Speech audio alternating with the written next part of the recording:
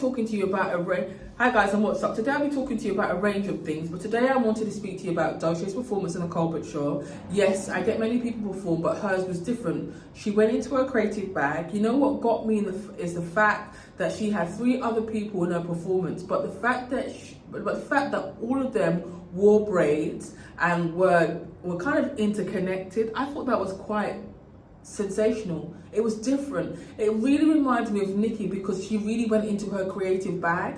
She was just holding the mic and her sense of wordplay was absolutely sensational. But the fact that somebody held her mic, the different moves she made on stage, she was making it monumental to watch. Most artists just stand, do a little dance, but nah, she went into her creative bag and actually made it look creative, and she gave the audience what they came to watch. Her wordplay is sensational. It was a great performance. It was the same when she appeared on the NPR set. It was absolutely really good to watch, but I digress. Now, I was on Instagram and came across a YouTube channel called It's Giving. Now, this was a YouTube channel where people would call up and kind of give their opinion on what they didn't like about people. And I thought this was quite an interesting show, and I just thought, instead of me ringing the hotline, I might as well just give my own opinion of what I don't like of people. Now, I'm one person who absolutely dislikes people eating loud. That really irks me. Or be chewing gum and be obviously smacking their mouth so loud. It's absolutely annoying, because to me that is giving that ain't it. That stuff gets on my last nerves. Like, what the hell? Or you don't talk to someone and your friendship or you don't talk to someone and your friend knows that you don't talk to them, and you know what they go and do? They go strike up a friendship. That annoys, that right there annoys me. I feel as though there's a certain etiquette with friendships. I feel like having a friend and all is cool, but when the friendship is struck up because of an individual, it's like giving, how? Pipe down. And you know what? I'm being silly. Don't watch me. I really want to be a rapper, really, but don't watch me. I don't know why I always sing or bust out in chorus, but I digress. But seriously, friendships are a real thing for me. Friendships are meant to take you places. The word at the end of friend is ship. Do you know what I mean? Where we going? Where we riding? Do you understand? Real friends rock with you through everything. It's like a sisterhood or a brotherhood. You know what I mean? Because you have to think to yourself, at some point in you guys' friendship, your name is going to be the topic of conversation. Because the only reason why your friendship happened in the first place is because of an individual, and over time that obviously that changes, but initially no. Or what is even worse is when you're friends with someone, right, and they go out and sleep with someone you used to see and fall out with you purposely so that they can continue to do so. That be so weird to me. I think this is why when you have friends and you've known them for like 30 years, those are the type of best friendships, because there's a kind of code of conduct. Everybody knows what to do. Everybody knows their position. People be using the term friend out here very loosely. Nah, everybody ain't your friend. People ride or align themselves with you when it's convenient to do so. Those that are genuine, you need to keep, nourish that friendship, water that friendship, because you have to think about it like this. I'm just putting it out there based on what I've watched on these kind of reality shows on tubi. If you've wronged me, I would say I'm an avoidant individual. So if you've wronged me, I wouldn't even cause any type of commotion. I would just be very avoidant of you. I'm a sort of person, however, if I have a good friend and they don't talk to you and you talk to me, in my immature days, I'd be like, don't come over here trying to bond or kiki with me, because that's not just gonna run. I used to be like that, but then I realized, you know what? I used to be like that. I used to be like, oh, don't come over here and kiki with me. No, you can't even say hi because I would ignore you. But obviously now more mature, I'm like, okay, I can be cordial with you, but I'll let you know from the jump we can't be friends or none of that stuff, because my good friend don't talk to you. Don't come over here thinking we can be friends. No. People might say that's immature. I don't think so. I feel like when you have a friend and you take that friend seriously, there's certain violations you will never let run. Never. And I feel like when people could, I just feel like, yeah, there's certain violations you can never let run. If people can be friends with people you don't like, and you've shown them that you don't like them, or mess with people or sleep with people that you used to see, guess what? They will also take your money. It's fact. I remember I watched a show with moments with. I remember I watched a show with The Moments That Make Us by Melinda Gates, and she had two high-profile panelists on the show, Oprah and Gayle, and said something very poignant. You absolutely cannot be friends with anybody that undermines what you're doing or has a hint of negativity to what you got going on or anything of that nature, or wants what you have. You cannot, because it won't work. It's like, is you dumb? You know what I mean? This is just me, and this is my opinion. Yeah, this is just me, and this is how I operate. It's not that deep, so don't make it a big deal out of it, because it is what it is, and what it's not, it's not.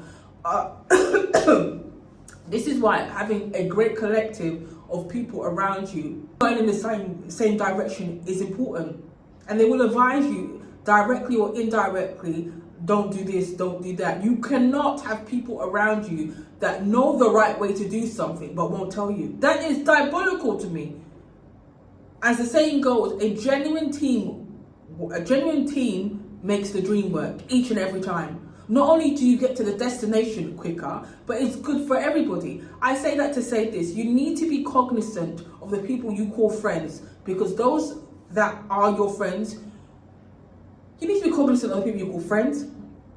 Those that are your friends, you always need to ensure that you water and not water, but you nourish that friendship. Anyway, that's my giving. I think the show is obviously based in Vegas somewhere, but it's really good to watch. Anyway, listen up. I forget to say this. People are wilding out on social media. I don't know how far it's true or not, but a woman was saying on Instagram, I think, that the tickets for some concerts, the GNX concerts for next year, 2025, were like 5,000. But people are tripping, because the most expensive ticket for that concert is close to 2 bands. So I don't understand why people are getting into this discombobulation about these tickets. Like, seriously? That don't even make no sense. Anyway, moving on. Moving on today, I'm going to be talking to you about the WNBA. But before I do, I'm obviously going to be talking to you about Baltimore's very own professional boxer. Now, if you want someone to promote an event, you need to give it to him. He's got the gift of the gab. He definitely knows how to hype up the press before the game. The sport obviously the sport gives obviously high payouts depending on who is on the night, from anywhere from 50 million all the way up to 275 million for a fight. Obviously, that's all earned by pay-per-view, sponsorship deals, and a bunch of other things. But the best to ever do it in bringing in that type of revenue is the TMT. But onto this guy, but onto obviously Baltimore's very own. I feel like his last press conference was hilarious, because the person he was up against was not hyped. He was just calm, collected. But I think it's because they knew each other.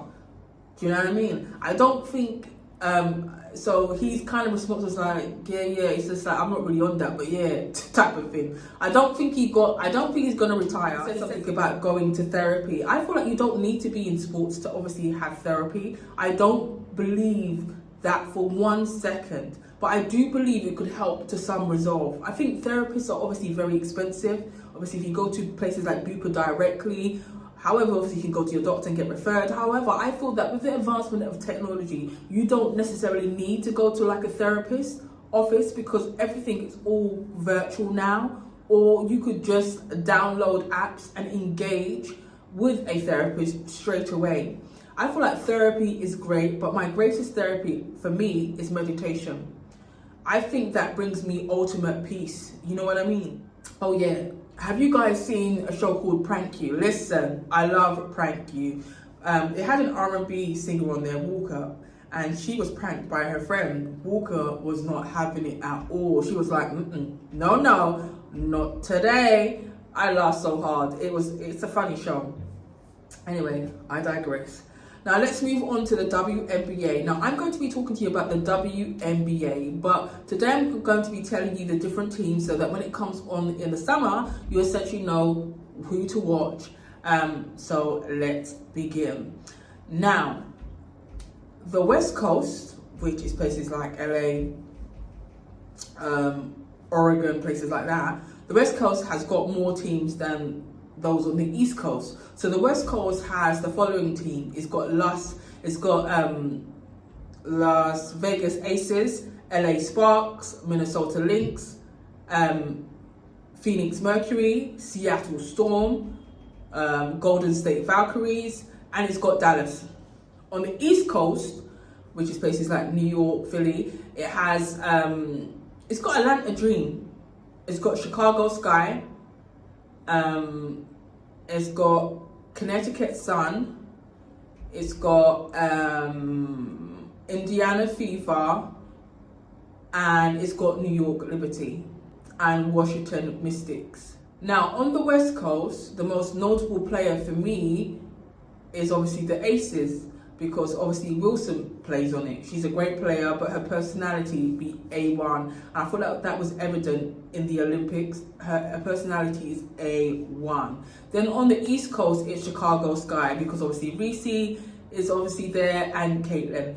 But both players play for two different teams. Reese plays for Chicago Sky, Caitlin plays for Indiana Fever.